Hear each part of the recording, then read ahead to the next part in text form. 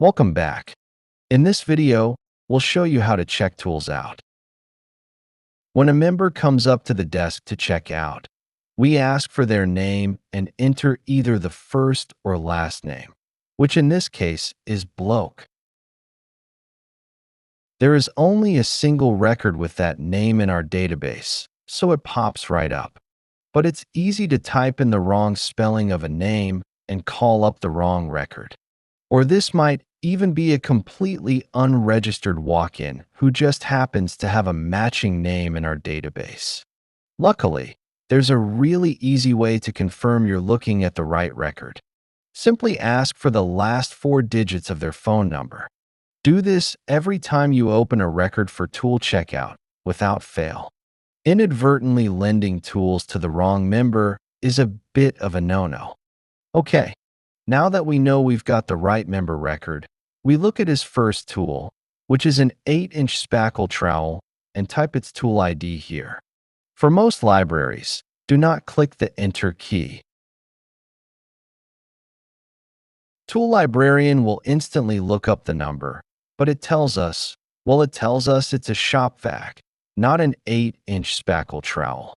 This is why we always, every time, check that the tool and the screen are a match. Perhaps I entered a typo or maybe misinterpreted a faded digit on the tool. We'll delete that number and try again.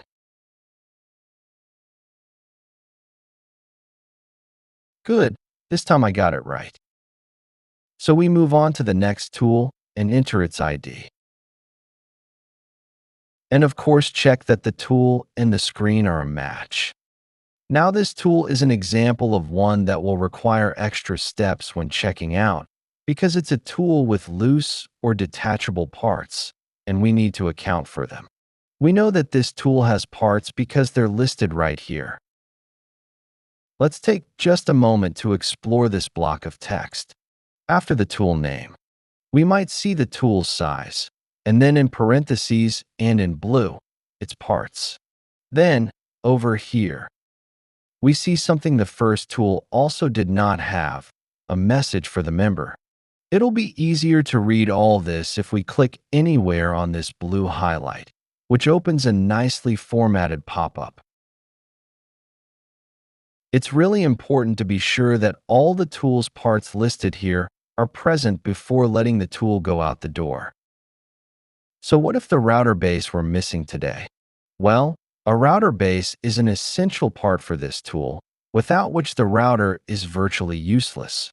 We click the Essential Part button, where we're told to take the tool out of service. That's a topic for another video, which I'll link in the comments below. Since we can't let Ernest borrow the router without its base, we have to send him back to the shelves to either locate the base or find himself another router. In the meantime, we can either delete this tool ID and save the other we've already processed, or we can click the Reset button and start over when he's back at the desk. For this demo, I'll simply unclick the Essential Part button and move on.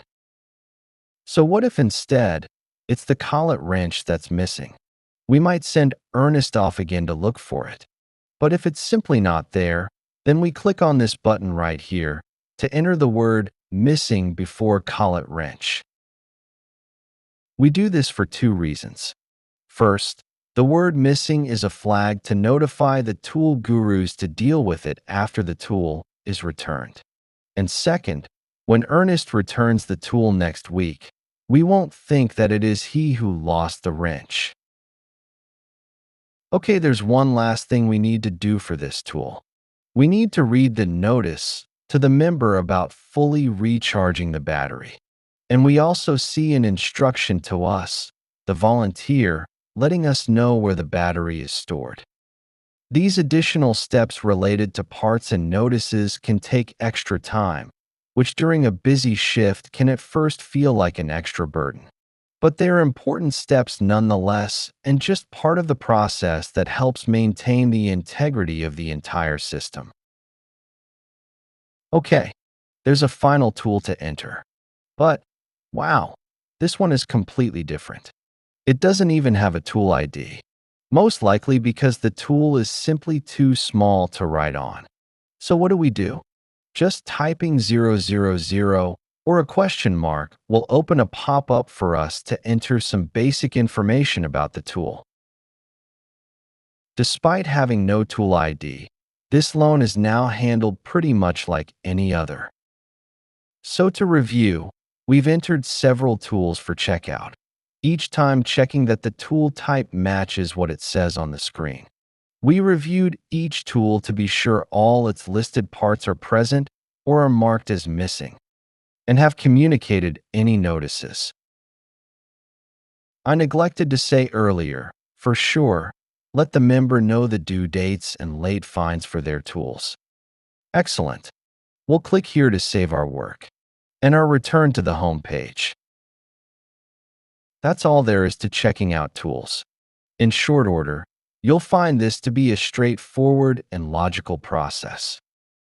Okay, in the next video, you'll see how to check tools back in. Bye for now.